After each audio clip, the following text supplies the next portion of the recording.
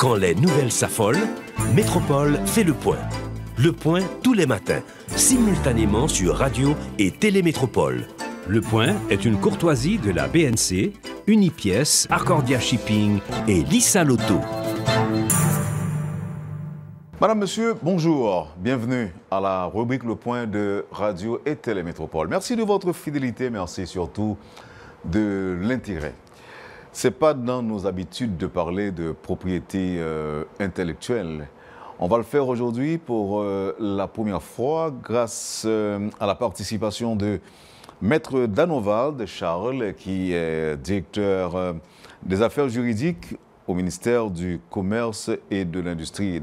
D'ailleurs, il y a eu une activité le mois dernier à l'occasion de la Journée mondiale de la propriété intellectuelle, la première édition du Salon de la propriété intellectuelle autour du thème « Faites de la propriété industrielle votre entreprise ». Encourager la créativité et l'innovation. Le salon, disais, donc, s'est tenu apparemment le mois dernier. Alors, quand on parle de propriété intellectuelle, de marques, de brevets d'invention et autres, de quoi s'agit-il exactement? C'est avec plaisir qu'on accueille le directeur des affaires juridiques au niveau du ministère du Commerce et de l'Industrie, Maître Charles. Bonjour et bienvenue à Métropole. Merci Wendell, bonjour à tous les téléspectateurs et téléspectatrices de Télémétropole. Un plaisir d'être là avec vous. Et effectivement, je suis Maître Charles Danovald, avocat, et je fais une petite précision, c'est directeur AI des affaires juridiques du ministère du Commerce et de l'Industrie. J'ai choisi de ne pas dire AI. D'accord. Étant donné que les AI en général deviennent permanents. En effet, en effet. Voilà, alors maître, nous allons parler d'abord, pourquoi avez-vous choisi, pourquoi le ministère a-t-il jugé bon ou opportun de tenir un salon sur la propriété intellectuelle cette année? Pourquoi? Merci Wendell pour cette question. Alors, il faut dire que chaque 26 avril, l'Organisation mondiale de la propriété intellectuelle, l'OMP, fait obligation à tous les offices de propriété industrielle et intellectuelle de célébrer la Journée mondiale de la propriété intellectuelle. Et cette année, le thème qui était retenu par l'Organisation mondiale de la propriété intellectuelle, c'était les femmes et la propriété intellectuelle, accélérer le rythme de l'innovation et de la créativité. Mais la question importante, c'est le fait que la propriété intellectuelle est divisée d'abord entre les œuvres littéraires et artistiques, les droits d'auteur, et puis d'un autre côté, les droits de propriété industrielle. Les droits de propriété industrielle, c'est d'abord les marques de fabrique, de commerce ou de service, les dessins modèles, les indications géographiques et les signes ou non commerciaux. Le ministère du Commerce a cette vocation d'intervenir sur les droits de propriété industrielle. Et le ministre du Commerce, M. Ricard Desséjean, a trouvé utile de sensibiliser les opérateurs actuels de l'importance des droits de propriété industrielle pour les petites et moyennes entreprises.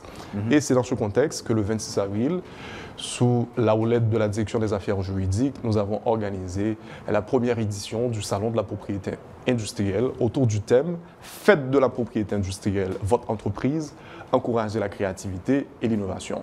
Je dois préciser que ce salon de la propriété industrielle a rassemblé d'abord les propriétaires de marques, les chefs d'entreprise, les avocats et conseillers en propriété intellectuelle, les universités, les chambres de commerce, et c'était l'occasion également pour le PM, monsieur le docteur Ariel Henry, et la ministre de la Culture, qui fait office également de directrice du bureau haïtien du droit d'auteur, maître Emily Prophète, Milcé, de participer avec nous à cette grande célébration.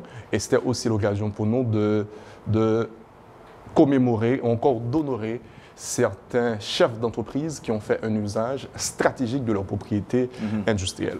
Alors, il y a aussi le thème qui retient mon attention. Faites de la propriété industrielle votre entreprise. Encouragez la créativité et l'innovation. Comment puis-je faire de la propriété intellectuelle mon entreprise? Excellente question. Les droits de propriété industrielle, ce sont d'abord des droits économiques.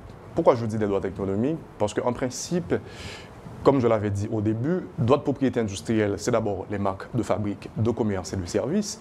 Et la marque, c'est quoi? C'est un signe distinctif qui permet d'identifier ou de distinguer un produit ou un service de ceux des concurrents et qui permet à une entreprise d'asseoir une certaine légitimité, de se faire reconnaître et de se distinguer par les consommateurs. C'est l'appropriation d'un signe, d'un nom, d'un titre? Effectivement. C'est un titre de droit de propriété industrielle, la marque. C'est un signe distinctif qui permet d'identifier un produit ou un service de ceux des concurrents. Mais là, les entreprises commerciales, de nos jours, eh bien, s'approprient de ce droit. Ce droit qui permet effectivement d'asseoir une certaine notoriété, une certaine légitimité, de se distinguer de ceux des concurrents et de vendre une image de marque forte et positive. Est-ce qu'on ne peut pas illustrer avec des exemples? En effet, je veux prendre des exemples. Par exemple, prenons Métropole. Métropole, jusqu'où peut-on considérer ce nom comme une propriété industrielle ou intellectuelle? En effet, oui. Métropole, alors Radio-Télé Métropole, d'abord, au terme de la loi sur les marques de fabrique ou de commerce, la loi du 17 juillet 1954 sur les marques de fabrique et de commerce, en cette disposition 27, précise que sont considérés comme non commercial le nom d'un individu, le nom d'une famille ou un nom qui est utilisé par un propriétaire ou chef d'entreprise pour les activités liées au commerce et à l'investissement. Maintenant, Métropole, c'est une radio. C'est radio-télédiffusion, c'est le secteur d'activité. D'abord, on peut être enregistré au ministère du Commerce comme marque de service. C'est une image de marque. Et là, cette protection permet, au terme de la classification internationale de Nice, plus précisément à la classe 41, permet effectivement de couvrir un ensemble d'activités liées au divertissement et culturel. L'image de marque de Métropole permet d'asseoir une certaine légitimité, une certaine notoriété. Et c'est une image de marque forte, et c'est ça la réalité aujourd'hui quand on parle de métropole. Et effectivement, cette demande d'enregistrement doit être présentée au niveau du ministère du Commerce, qui sera introduit à la direction des affaires juridiques et de ce ministère. Ok, ça c'est pour Métropole. C'est une entreprise. C'est une entreprise. Okay. C'est-à-dire, l'entreprise d'abord peut être enregistrée comme société commerciale ou comme entreprise. Ensuite, peut être déposée comme une demande d'enregistrement de marque de service. Parce que vous offrez des services d'abord en radio et télédiffusion et divertissement. Ouais. Donc, si le nom de l'entreprise est enregistré, ça donne le droit à son propriétaire de l'utiliser exclusivement. Effectivement, de l'exploiter, et c'est un droit exclusif d'exploitation et d'usage. Ça vous permet effectivement, quand on dit d'exploitation et d'usage, vous pouvez l'utiliser, vous pouvez le céder, et vous pouvez faire des acquisitions et fusions. Est-ce que plusieurs personnes peuvent exploiter, bon, j'ai parlé d'exclusivité il y a quelques instants, mais si d'aventure quelqu'un décide d'exploiter le même nom? Voilà, il y a des mécanismes qui sont institués par la loi de 1954 sur les marques de fabrique qui interdisent de tels comportements. Par exemple, une fois la demande est déposée à la direction des affaires juridiques du ministère du Commerce et sanctionnée par les examinateurs, eh bien, le titre qui vous a délivré, c'est un droit exclusif de protection et d'usage. Maintenant, une fois que vous avez le titre, c'est un certificat d'enregistrement qui est délivré, qui est valide pour une période bien déterminée. Par exemple, pour un nom commercial, la période déterminée, c'est 10 ans. Maintenant, pendant cette période, vous êtes détenteur d'un droit, vous êtes le titulaire de droit sur ce nom commercial, et toute imitation, reproduction, usage ou contrefaçon sont punis par la loi. C'est-à-dire tous ceux qui seront intéressés à s'approprier de manière illicite de ce nom commercial, de ce signe distinctif qui est enregistré au nom de la métropole, peut être poursuivi par la loi conformément au code pénal haïtien. C'est-à-dire ce droit exclusif qui vous appartient ne peut pas être approprié par quelqu'un d'autre sans votre autorisation. C'est pourquoi les droits de propriété industrielle vous permettent aussi d'exploiter votre nom, mais de le céder aussi. C'est-à-dire toute cession, c'est quelque chose, c'est un accord qui est trouvé entre les deux parties. C'est-à-dire toute imitation, contrefaçon ou utilisation abusive de ce signe est bien punie par la loi. OK. Maintenant, ça c'est pour une entreprise. Nous avons parlé de Métropole, qui est donc une structure dans le domaine de la communication. Et il y a aussi une société commerciale. Je crois que c'est Métropole. Société commerciale, oui, une entreprise commerciale. Mais est-ce que c'est valable pour d'autres secteurs? En effet, et comme je l'avais dit au terme de l'article 27 de cette loi, il y a un ensemble d'obligations. Maintenant, ce qui arrive certaines fois, on peut prendre l'exemple de M. Wendell Theodore. M. Wendell Theodore, c'est un nom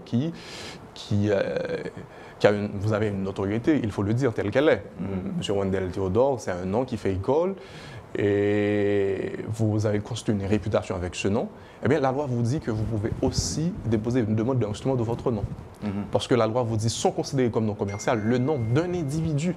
Wendell Theodore peut enregistrer son nom commercial à la direction des affaires juridiques du ministère du Commerce. Et peut le protéger aussi comme marque. Oui, mais est-ce que c'est nécessaire? Est-ce que c'est utile? Est-ce que c'est important? Est-ce que quelqu'un peut s'arroger le droit d'utiliser mon nom à des fins personnelles alors qu'il ne s'appelle pas Wendell Theodore? Est-ce que c'est possible? Alors, ce qui arrive certaines fois, on trouve que dans la culture haïtienne, il y a des gens qui portent le même nom. Le même nom. Et dire, vous êtes Wendell Theodore aujourd'hui, il y a une autre personne qui s'appelle Wendell Theodore. C'est des choses qui arrivent. Oui. Mais ce qui arrive, c'est que le monsieur Theodore qu'on reconnaît à la radio Télémétropole, c'est un nom qui fait école. Vous avez acquis une certaine notoriété. Maintenant, ça peut arriver... Je veux protéger cette notoriété. En effet. Oui, mais par rapport à mon fils, par exemple, à mon fils ou à mes fils qui pourraient tout simplement s'appeler Wendell Junior. Oui, il s'appelle Wendell Junior Theodore, mais pas Wendell Theodore. Yeah. Ouais. Mais quelqu'un d'autre peut voilà, c'est possible. tenter de le faire. Oui, mais ce qui arrive, c'est que cette protection qui est conférée par la loi vous donne une certaine garantie. Et cette garantie, vous savez pourquoi? Prenons un cas d'artiste, de préférence pour être plus clair. Je prends un artiste, si vous le permettez de citer un nom, on prend Routchelle Guillaume. Routchelle Guillaume, d'abord, c'est son nom, mais elle est connue comme artiste sous le nom de Routchelle Guillaume. Oui. Elle dit, il n'y a pas de alias. Il n'y a pas de alias pour Routchelle Guillaume. C'est son nom d'artiste, Routchelle Guillaume. D'abord, elle est dans le domaine des œuvres de l'esprit, œuvres et artistiques. C'est-à-dire d'abord, il y a un cumul de protection. Elle peut d'abord faire une demande d'enregistrement de son nom commercial au ministère du Commerce, et elle l'a fait, pour votre info, elle l'a fait, et a déposé également son nom comme marque de service.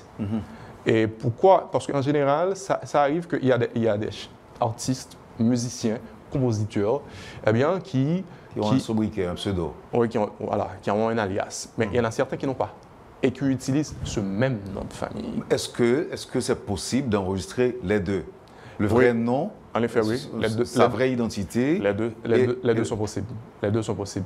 Maintenant, pour revenir au cas de Routchelle, par exemple, si pour ses morceaux, elle peut déposer ses enregistrements au niveau du Bureau haïtien du droit d'auteur, qui est un organisme de contrôle pour perception, contrôle sur les questions de droit d'auteur. Et puis, le nom d'artiste sera déposé au ministère du Commerce. Le nom d'artiste est déposé au ministère du Commerce et certaines fois, et je crois que c'est le cas, Routchelle a des collections. Je crois qu'il y a des collections de Routchelle Guillaume en son nom personnel et elle l'a déposé comme marque de commerce. Et je prends un exemple plus clair pour que vous compreniez bien. On prend l'exemple de Calvin Klein. Calvin Klein, c'est le nom d'une personne. C'est un designer américain très connu que nous connaissons tous, Calvin Klein. Nous portons tous les jeans et les vêtements de Calvin Klein. Eh bien, aujourd'hui, l'identité de la marque Calvin Klein fait corps avec le nom de la personne.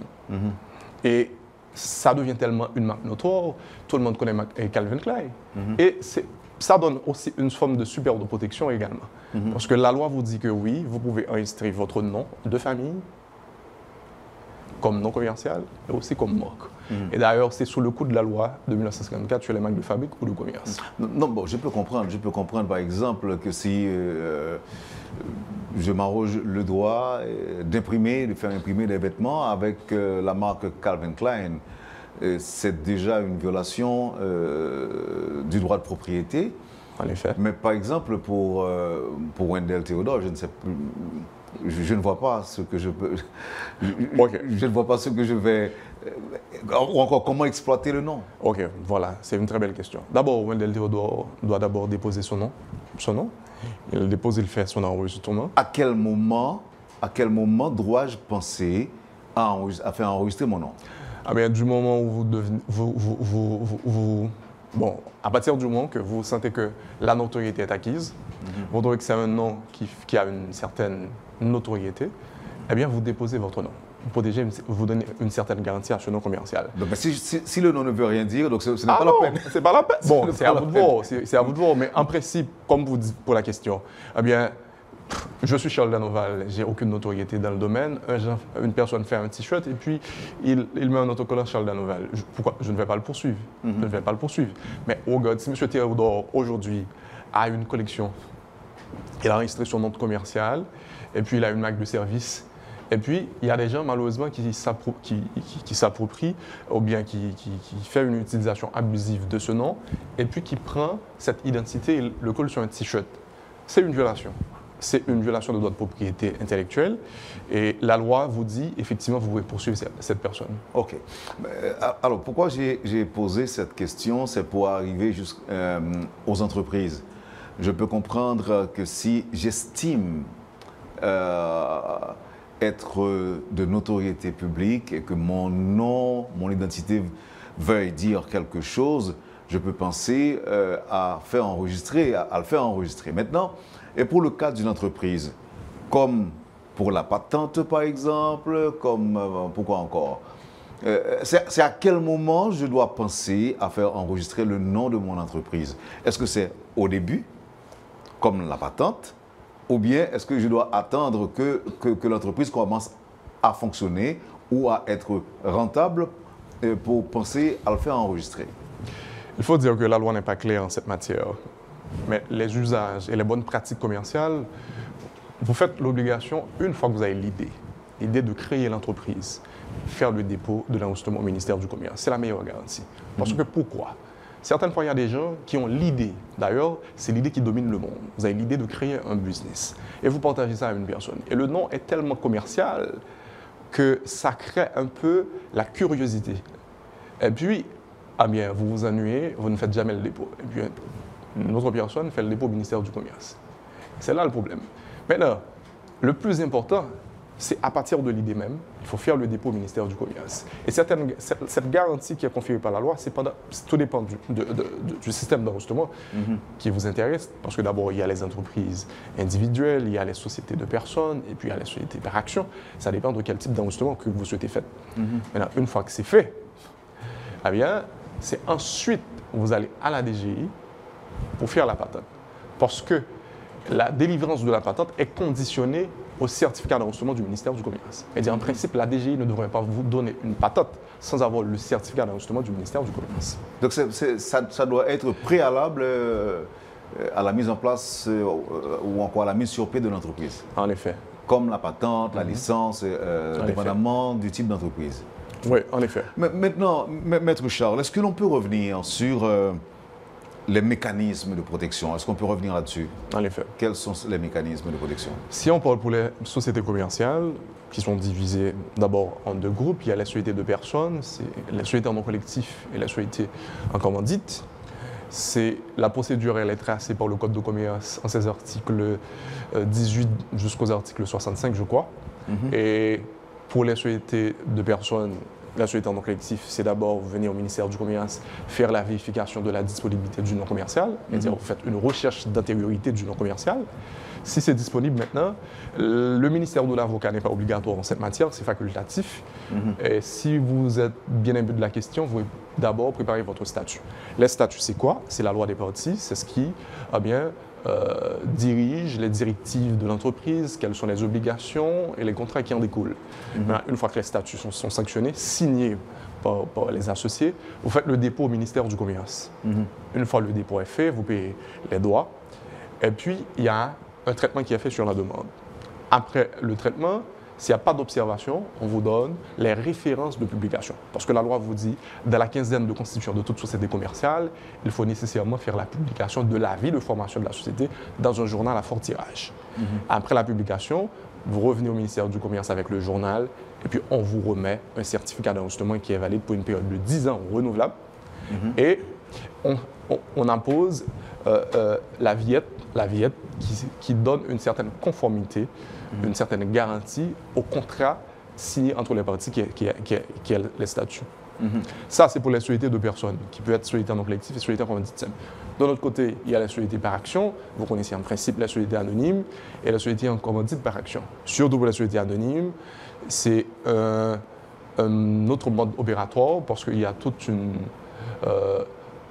il y a toute une législation parce qu'il y a plusieurs textes qui ont été modifiés. Il y a le texte de 1767, 69 jusqu'à 85.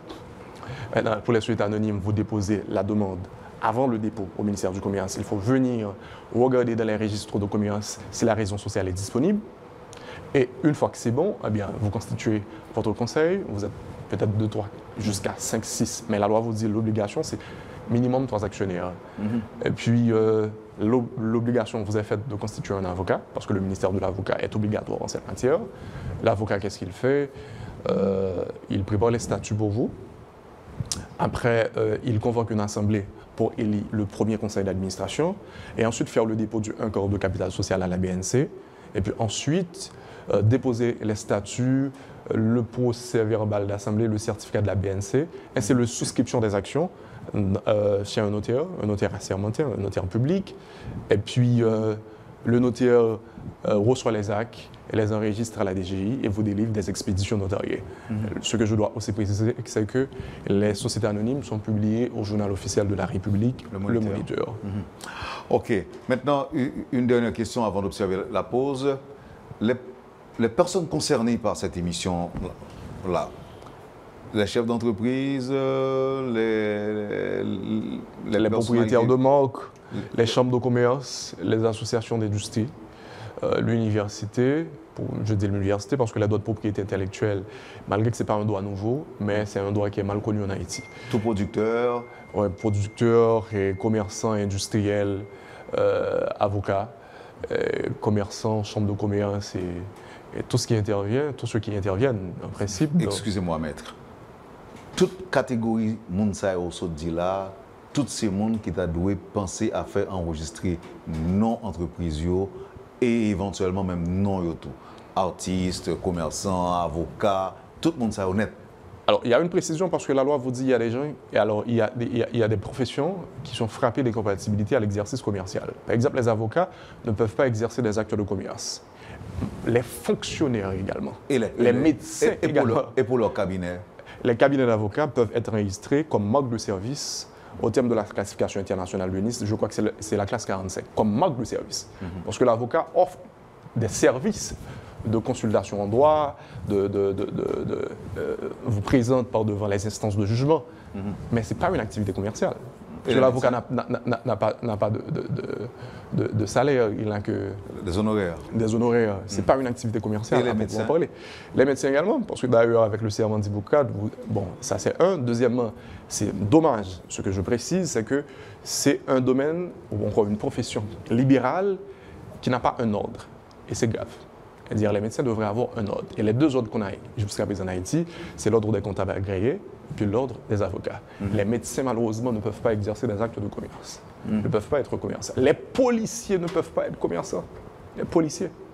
Les encanteurs, les officiers ministériels, les officiers de justice, les avocats, le plus... Non. Écoutez... Même les fonctionnaires de l'administration publique de l'État ne peuvent pas exercer des actes de commerce, ne peuvent pas être commerçants. Yeah. Oui, mais faisons face à la réalité, ayons les pieds sur terre. Oui, mais la loi... Tout en rappelant que nous sommes en Haïti. La loi, c'est la loi. La loi, c'est la loi. Je pense que l'on ferait mieux de revenir sur ce point avec évidemment des exemples. En effet. Qui peuvent, si je ne m'abuse, déranger. En effet. On va revenir, Maître Charles. Merci encore une fois de votre disponibilité. Vous suivez, Madame, Monsieur, la rubrique Le Point de Radio et Télémétropole. Maître Charles, Maître Danovald Charles, directeur AI des affaires juridiques du ministère du Commerce et de l'Industrie, est notre invité ce matin avec qui nous évoquons le droit de propriété. Merci de l'intérêt et à tout de suite après la pause. Le Point est une courtoisie de la BNC, Unipièce, Arcordia Shipping et Lissa Lotto. Bienvenue, Madame, Monsieur, à la deuxième partie de la rubrique Le Point de ce matin. Maître Danovald Charles, directeur AI des affaires juridiques du ministère du Commerce et de l'Industrie. est notre invité ce matin. Nous parlons de propriété industrielle ou propriété intellectuelle. Avant même de revenir sur les personnes qui peuvent exercer une activité commerciale, il y a une différence entre propriété intellectuelle et propriété industrielle? En effet, en effet. La propriété intellectuelle, c'est d'abord les œuvres littéraires et artistiques, ce qu'on appelle les droits d'auteur. Et puis, les droits de propriété industrielle. Cela veut dire quoi? C'est-à-dire la propriété intellectuelle se divise entre les œuvres littéraires et artistiques, les droits d'auteur, et les droits de propriété industrielle, qui sont les marques de fabrique, de commerce, d'essais modèles non commerciaux. Voilà. La propriété intellectuelle relève du Bureau haïtien du droit d'auteur, la propriété intellectuelle, c'est-à-dire les œuvres littéraires et artistiques, les droits d'auteur, et les droits de propriété industrielle, les marques de fabrique, de commerce et de services, les dessins modèles, indications géographiques et non commerciaux, relèvent de la compétence exclusive du ministère du Commerce et de l'Industrie. C'est-à-dire c'est une responsabilité partagée. Droit d'auteur, Bureau haïtien du droit d'auteur, qui est un bureau qui relève du ministère de la Culture, et c'est Mme Émilie Prophète qui dirige le bureau.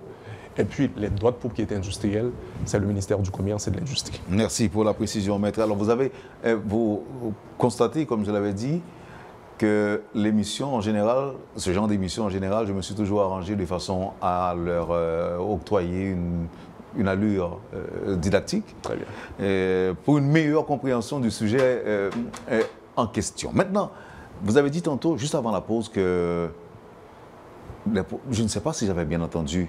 Vous auriez dit, maître, que les policiers, pas qu'à faire business? En effet, la loi de 2018... Est-ce que c'est ça, me comprendre? C'est ça lié, c'est ça lié. À côté du code de commerce, là, la loi de 2018 sur les actes de commerce et le statut des commerçants qui institue le registre de commerce, là, dit qu'on ensemble de monde qui n'a pas qu'à exercer activité commerciale, qui n'a pas qu'à commercer. Mais écoutez, maître, est-ce que ce n'est pas injuste? Parce que vous avez dit qu'en général, dans la fonction publique, c'est vrai que la loi est dure, mais c'est la loi.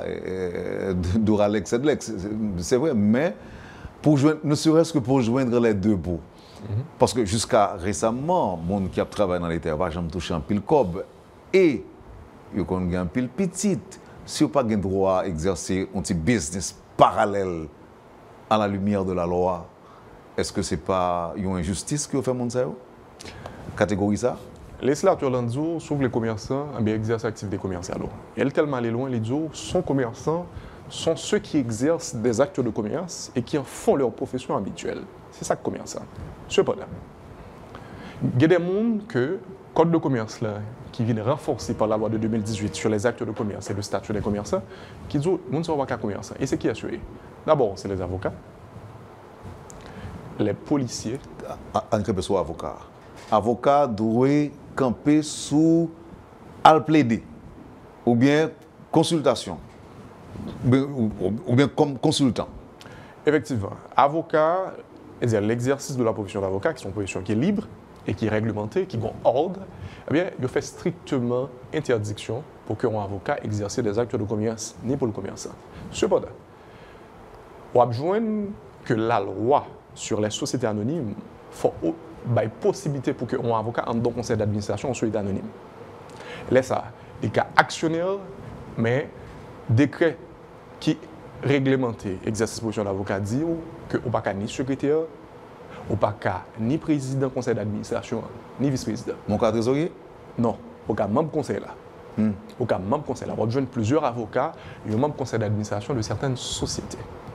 Là, on parle de société anonyme.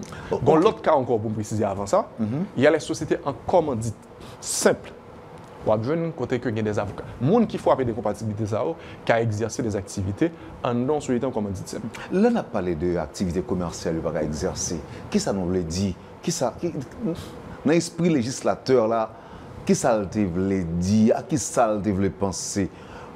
Pas qu'un avocat pour gagner une boutique? Non. Ou bien un restaurant? C'est contraire à la loi. Un bar, par exemple? C'est contraire à la loi.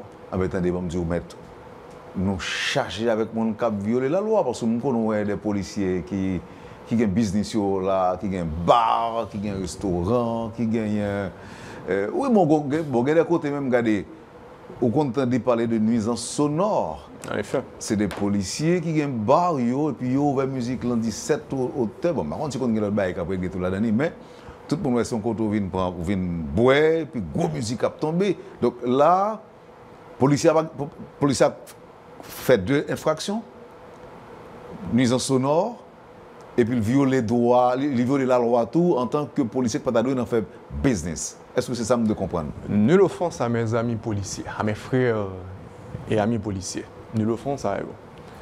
M'espérer que je ne me pas tromper, m'espérer que il y a un espace business, mais ce n'est pas vraiment propriétaire là sur le papier. M'espérer que je ne me pas tromper. Mais la loi dit que les policiers n'ont pas qu'à faire commerce. Non. Ils n'ont pas qu'à propriétaire d'entreprise commerciale. Non. La loi interdit ça. Tellement l'effort, loi 2018 sur acte de commerce et statut commerçant, il précise ça formellement que les policiers n'ont pas qu'à faire commerce. Maintenant, s'il prend le risque pour le faire commerce, c'est assez risque et péril. S'il prend ce risque, c'est assez risque et péril. Mais la loi interdit ça. C'est pas de réaction par rapport à ça, nous connaissons l'activité commerciale que des policiers qui ont mené. Bref, en tout cas, nous allons la tomber et nul n'est censé ignorer la loi. Ouais. Et ce n'est pas seulement les policiers, je précise. Il y a les médecins, il y a les avocats, il y a les comptables, il y a aussi les fonctionnaires de l'État, il y a les juges, il y a les parquetiers, ensemble d'autres mondes, encanteurs publics, notaires, ils n'ont pas qu'à faire commerce. La loi interdit ça. OK. Est-ce que si je suis avocat ou si je suis notaire, est-ce que je ne suis pas dans l'immobilier, par exemple? Ah, mais tu donnes des consultations. Tu fais des investissements dans l'immobilier, tu ne peux pas. C'est une activité commerciale, tu ne peux pas. Tu ne peux pas. Tu es avocat, tu représentes les droits et intérêts de vos clients, tu assures des consultations, c'est jury souillé, c'est avocat, il ne pas faire commerce. OK. D'ailleurs, aux prestataires de services, mais c'est des services juridiques, ce n'est pas des activités commerciales. Donc, il y a pour ça. OK. Alors, il y a une différence entre, par exemple, mon terrain, mon notaire, par exemple. Par exemple, notaire là. Mon terrain, je construis un complexe d'appartements sous lui, par exemple. La loi, vous ça? Non, un notaire, non. D'ailleurs, un notaire, il a une étude, la passer acte, la recevoir. Même qu'avant, non bien moins.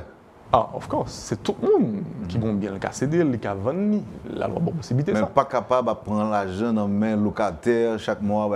C'est pas capable. Non, tu ne peux pas. C'est interdit par la loi. Ça, c'est notaire et arpenteur. La même chose pour l'arpenteur.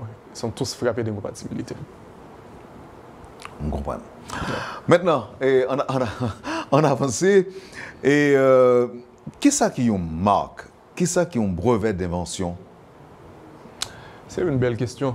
Une marque, c'est un signe distinctif qui permet d'identifier ou bien distinguer un produit ou un service de l'autre concurrent. Marque a un ensemble de fonctions. Fonctions marque lui permettent que un consommateur qu'à identifier un produit ou bien un service dans l'autre concurrent. Ils permettent tout que une certaine garantie de produit ça, les distinguer de l'autre monio, et puis il dit une certaine fiabilité dans le produit ça. L'autre bail que le bail, il a une certaine protection tout, parce qu'on dit marque ça, il y a telle entreprise, ou bien il y a tel propriétaire de marque, ou bien il y a telle société qui a commercialisé. C'est une marque de renommée spéciale qui a une certaine garantie. Par exemple, je dis à un peu le monde fait, on a dit folie pour un smartphone, tant que Apple. Pour que ça le gagne, c'est iPhone le gagne. iPhone pour qui ça? Il trouve que l'elgon iPhone namel, on marque tant que Apple, son marque renommée, son marque notoire, et que produit là une certaine garantie, une certaine satisfaction que le jeune ensemble avec lui. Et ça permet que un ensemble de protection que marque l'ambaye, mais que le monde qui a utilisé, le consommateur, le monde qui va l'acheter produit en tout, il connaît que le produit que il a acheté, son produit qui est bon, et mais qui propriétaire, mais qui chef d'entreprise, qui va le garantir sur lui. Et parfois, ça nous crée des challenges, et qui très bien. Et je dis, l'image de marque qui est forte positif, c'était le droit économique que nous avons. Même si c'est le droit économique, à côté d'une société qu'on gagne, l'orgon marque de prestige. Bon exemple simple, je dis, Laurent Barbancourt. Laurent Barbancourt, c'est une société commerciale. Mais Barbancourt, c'est aussi une marque. C'est une marque de produits. Et je dois préciser que depuis 2021, le ministère du Commerce a sorti des règlements d'usage pour les marques de certification. Les marques de certification, c'est qui ça? Sont en signe qui permettent que ou utiliser son produit qui bord avec un règlement d'usage qui a une certaine conformité qualité sous produit ça. Et je dis à une marque certifiée que nous avons en Haïti par rapport au règlement d'usage que le ministère du Commerce soutient en 2021, novembre 2021, dans le journal officiel de Moniteur. Première marque de certification que nous avons ici, c'est la marque Barbancourt. Et ceci est tellement vrai, je dis à même nos lois préfèrent Barbancourt. Et c'est une image de marque forte et positive. Quand vous dites nos lois, même nos lois préfèrent Barbancourt. Vous parlez des esprits? Non, on a une loi LOI et puis... Ah non, c'est pour vous dire que c'est une image de marque forte et positive. Yeah. C'est comme c'est l'excellence qui se cultive. Je veux dire à quelqu'un qui trouvait que l'album Barbancourt, eh bien, ça crée de prestige pour lui. C'est une question de prestige, c'est une question de renommée. Un pour l'autre bagage qui est important, les indications géographiques. Je veux dire, on va parler de Champagne. Champagne, c'est d'abord, c'est une région en France, dans le nord-est France. C'est une région, mais qui portait également un signe. Eh bien, indication géographique, ça permet que je dis là, l'on parler de Champagne, quel que soit dans le pays qu'on trouve, quelle que soit dans la sphère qu'on trouve là, on voit que c'est symbole de fête, c'est symbole de prestige, parce qu'on a garanti la vraie Champagne, mais c'est une indication géographique contrôlée, même protégée. Et malheureusement, en Haïti, nous n'avons pas aucun cadre légal sur lui. Et moi, c'est que c'est une importante émission pour profiter pour nous dire que le ministère du Commerce, sous l'instruction du ministre Ricard Saint-Jean, a travaillé sous agenda législatif ministère-là. Et il y a plusieurs cadres légaux que nous avons travaillé sur. D'abord, les indications géographiques et les appellations d'origine. Et puis, nous avons battu pour nous renforcer les législations de notre propriété industrielle. Et ça, il y a une grande importance. Bon exemple, c'est ensemble avec le vétivier. Plus de 40% de production vétivière mondiale nous soutient en Haïti. En 2015. Plus de 40%? Oui. C'est beaucoup, hein? Oui, plus de 40%. En 2015, notez qu'on a envoyé à l'étranger près de 80 tonnes de vétivière. Chaque tonne a coûté $150 000. Chaque année, mais dernier rapport au ministère de l'Agriculture des soutiens en 2017 sur question ça, il dit que c'est presque $15,7 millions que vétivière a coûté. Chaque tonne qui est allée, par an, c'est $15,7 millions que nous faisons. Et je dis là, le vétivier que nous surtout cultivons dans le sud aurait pu être protégé comme une marque collective. C'est qu'il y a des structures de loi, surtout sur l'appellation d'origine, indication géographique, ça va un très grand poussé avec producteurs locaux qui permettent que soit un bien en règlement d'usage, en normes de conformité sous produit avec un référentiel qui permet de distinguer et qui fait comprendre que ça, c'est made in Haiti. C'est made in Haiti, c'est ça que nous relais appellation, indication de provenance. C'est indication de provenance, mais là, on travaille sur l'appellation d'origine pour permettre que nous protéger les producteurs locaux, surtout quand on travaille dans le domaine agricole, artisanal également. Maintenant, les réseaux sociaux. Comment je suis capable de protéger ces produits? Par exemple, on fait des interviews là et puis un peu plus tard montrer la caille. Bon, c'est ce qui peut-être pas valable pour tout. Dans l'émission soit fait là ensemble avec moi. Et pour arrêter, ouais, on a décidé de trafiquer en pile sordi, on fait un titre teaser avec sordi. Et maintenant pour inciter en pile monde à regarder. Mais ça, le dit dans le titre, c'est pas ça, il juste trafiquer sordi, mettre dans le style pâle. Et puis, il va faire l'argent avec lui. Qui doit gagner pour protéger sa produit dans ce sens? Là, nous d'abord d'autres propriétés intellectuelles, et c'est des choses qui arrivent, c'est d'autres propriétés intellectuelles et numériques. Je vais pas lire là, c'est d'autres propriétés intellectuelles et numériques. Malheureusement, nous n'avons aucune législation sur ça. Parce qu'en principe, d'abord, il faut avoir un cadre légal. Il faut avoir un cadre légal qui est réglementé structurant, qui vous dit, voilà, ce qui est donné, ce qui est garanti, ce qui est interdit. Donc ça, c'est à Conatel, ministère du Commerce, ministère de la Culture. C'est à toute entité ça, pour que tu mettez ensemble pour protéger le monde qui a produit? Alors non, la question qu'on parlait là, on parlait de contenu d'information que vous mettez sur le réseau. Par exemple, l'émission de Le Point. Et puis, il y a des gens malheureusement qui prennent mal et plaisir à trafiquer émission, qui désorienter l'information qu'il y a là. Là, malheureusement, j'aime dire là, nous n'avons pas un cadre légal sur ça. Et je dis là, le ministère du Commerce, ce n'est pas vraiment le ministère qui est concerné en cette matière, parce que là, on parle des droits audiovisuels. En principe, oui, le CONATEL devrait être là. Le Bureau haïtien du droit d'auteur devrait en faire partie également. Mais c'est une très bonne occasion, surtout, pour la prochaine législature que nous avons bien là, pour statuer sur des problèmes que la société a confrontés. Mais jusque-là, est-ce que, par exemple, si mon chaîne YouTube, moi, non, moi, une forme, un type d'invité qui passe là-dedans. Est-ce que non et les slogans, par exemple, est-ce que je ne suis pas capable d'enregistrer? Tout à fait. Les noms d'émissions peuvent être enregistrés comme mode de service. La loi vous donne cette garantie. Les slogans également peuvent être enregistrés comme marque. Et c'est ça que je parle dans marque tout à l'heure là. Nous avons dit que marque là sont signes qui permettent d'identifier un produit ou bien un service. Un produit ou service. Mais qu'est-ce que c'est une marque? Une marque a un mot, les cas en lettres, les cas en logo, les cas en combinaison de mots, les cas en dessin. Et ça qui fait marque là, certaines fois, les susceptibles de représentation graphique. Un slogan qui a protégé comme marque. Oui, un slogan qui a protégé comme marque. Donc ça veut dire comme si c'est moi imaginer qui crée en effet. Et que je ne pas voulais utiliser. Ah ouais. Ou un slogan plus connu dans la rue là, si c'était vraiment le monde qui était connecté, qui était vraiment, tu as parlé de lui qui fait le tourner ça liana, il a déposé comme marque. Un slogan peut être resté comme marque. Mais non, en fait, il y a une différence entre une appellation et un slogan. Non, là on parle d'appellation, en effet, il y a une différence, même une grande différence. Par contre, l'on dit appellation, mais si on parle d'appellation d'origine. Non, je parle de non, non, il y a un bagaille. OK. Un slogan, c'est qui ça?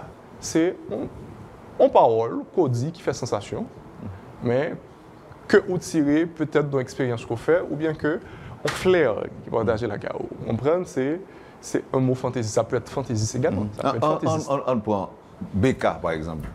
Oui, c'est un slogan. Et ça peut être enregistré. Ça peut être enregistré. Mais voilà, le problème qui arrive, il faut déterminer qui était l'initiateur de ce mot, de ce slogan. Ce qui est difficile. Et puis, est-ce qu'on a fait une si populaire et pour on dit qu'on interdit pour l'utiliser? Voilà, oui. La loi vous dit que le langage courant peut ne pas être enregistré comme non commercial. S'il est tellement courant, c'est un risque qui permet qu'il invalide des demandes d'enregistrement. Moi, exemple qui est simple. Je veux dire, là, on a parlé de Kodak. Kodak, c'est une marque. Oui, tout comme Frigidaire. Voilà. Mais il est tellement rentré dans le langage courant, tout le monde a parlé de en caméra, il dit Kodak. J'ai besoin de Kodak là. Aux États-Unis, pendant Kodak pour moi. Pendant qu'ils appellent d'une caméra. Oui. Alors, ils viennent tomber dans le langage courant. Et là, ils tombent dans le langage courant, ils viennent tellement usuel, ça vient faire que ils ne sont pas qu'à protéger. Parce qu'ils viennent tomber dans le domaine public. Donc, bon côté panneau en Haïti, est-ce que vous avez ou connaît qui vient tomber dans le langage courant qu'on va enregistrer? Ah bien, on se prend BK là. BK, là, le BK reste encore. Parce que les vignes populaires. Tomber dans le domaine public, très difficile. C'est son langage courant, le vinyle, tellement usuel. Et là, les tournants génériques. Dis-moi pour slogan. Quel slogan Makout Paladan, par exemple, ça a son slogan? Alors, il faut dire que même pour insister un slogan, un signe distinctif, il faut qu'il n'est pas contraire à la morale et à l'ordre public. Par exemple, slogan BK, il y a des gens contraires à la morale et à l'ordre public. Et la loi vous dit que tout signe qui est contraire à l'ordre public et à la morale, il n'est pas susceptible d'enregistrement. On dit contraire à l'ordre public et à la morale. Il va avoir une stèle. Sur le contraire à la moralité et l'ordre public. Avant de finir, maître, je dis à la paquet de bagages. Bon, il y a un pile de bagages que nous ne va pas prendre. Qui ça, le ministère a fait lui-même pour permettre que plus Haïtiens connaissent, on va dire que nous sommes censés ignorer la loi, il y a des droits et devoirs que nous devons connaître, mais dans le cadre d'éducation, par exemple, il y a des avancées au niveau du ministère dans ce sens-là? En effet. Pour information ça et formation ça vers le plus grand nombre? En effet. Et c'était une option que le ministre Ricardo Saint-Jean a souhaité. C'est d'abord le salon de la propriété industrielle, c'est informer les utilisateurs actuels et potentiels du système de droit de la propriété industrielle, qui est important ce que le gain pour petite et moyenne entreprise. C'était premier ça. Et ouais, qui est-ce que nous dévisons? C'est d'abord les propriétaires de marque, les chefs d'entreprise, l'université, et puis les avocats et les conseillers en propriété intellectuelle. Deuxième question. On a lancé un concours de dissertation juridique à l'intention des étudiants de l'Université d'État d'Haïti.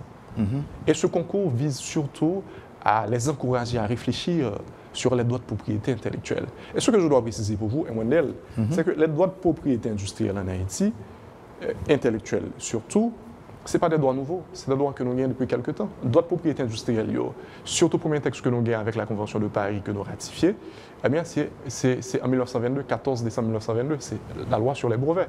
Et alors se poser une question importante, qui ça qu'on brevet? Et c'est important, qui ça qu'on brevet d'invention? En brevet d'invention, c'est d'abord, c'est en activité inventive, c'est en invention technique qui permettent qu'au titre de propriété industrielle qui est protégé. Ça permet qui ça? D'abord, il faut que les nouvelles, c'est-à-dire les conditions de brevetabilité, il faut que d'abord les nouvelles, invention, il faut que les nouvelles, d'abord, il faut impliquer une activité inventive, c'est-à-dire il faut qu'elle n'est pas évidente, et puis troisièmement, qui est très important, il faut le susceptible d'application industrielle, c'est-à-dire il faut qu'il est utile, il faut qu'il réponde à un problème technique. Et effectivement, donc, il y a des brevets d'invention qui sont déposés tout en Haïti. Et plusieurs brevets d'invention. C'est-à-dire, le ministère du Commerce, ce que je dois aussi préciser avant que nous terminions, c'est d'abord cette vocation que l'on gagne pour le travail sur l'effectivité des droits de propriété industrielle, protéger invention, protéger titres de propriété industrielle, faciliter la création d'entreprises. Pour ne pas oublier, nous avons ce pôle-là. Le ministère du Commerce est responsable de la politique commerciale et industrielle de la République. C'est-à-dire, c'est un ministère d'une grande importance. Et au moment où on parle là, moi, je dis que le ministre du Commerce, M. Ricardo Saint-Jean, a instruit les services de travail pour que nous travaillions sur l'agenda législatif prioritaire lié à l'investissement et au commerce. Et le travail législatif, c'est presque fini.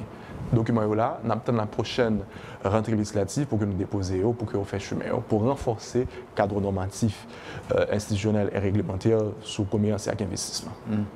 Pour tes formations avec information à jeune.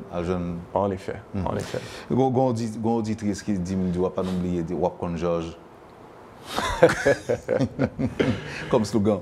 Ah oui, c'est les choses qui arrivent. Merci beaucoup, Maître. Est-ce que vous avez un dernier mot? Ce que je dois préciser, c'est d'abord que, d'abord je vous dis merci de cette opportunité. Et on a encouragé surtout Monio pour retirer le corps de l'informel. Parce qu'on n'a aucun intérêt à rester dans l'informel. Le rester dans l'informel, il y a plusieurs problèmes. Pas de chose qui est important, je dis à Wendell. Ou alors formel, les entreprises informelles, les bons ensemble de garanties, les bons ensemble de droits. Premièrement, le non commercial qui exerce le commerce est protégé par la loi. 2, ça a une possibilité pour avoir accès à crédit. 3, les permettre aux fidéliser. Parce que au random répertoire, on a un registre de commerce. Je dis là, si après répertoire, il y a besoin de support, au besoin de financement, eh bien, grâce à ça, il va permettre que vous connaissiez son entreprise qui est légale, qui est constituée. Donc ça, c'est après, on fait une bail certificat que après mettre. Non, ça leur fait demande là, on fait une formelle. On fait non seulement produit demande là, justement. Non, ce que je veux dire, c'est que vous dites que vin crédible. Donc, pour me prouver que je suis crédible, à côté de patente et l'autre pièce, certificat que le ministère du Commerce a besoin, c'est une qui était capable de constituer le dossier. C'est d'abord le premier pas. Au pas qu'à l'DGI pour aller faire patente pour entreprise commerciale, ça ne va enregistrer dans le ministère du Commerce. La loi interdit ça. Les autres, c'est le premier ça pour faire, c'est enregistrer société ou bien entreprise dans le ministère du Commerce et c'est ça que bon droit à le faire patente. OK. Ça, c'est très important. Certaines fois, le monde, quand il y a le DGI, il y a le pays de droit.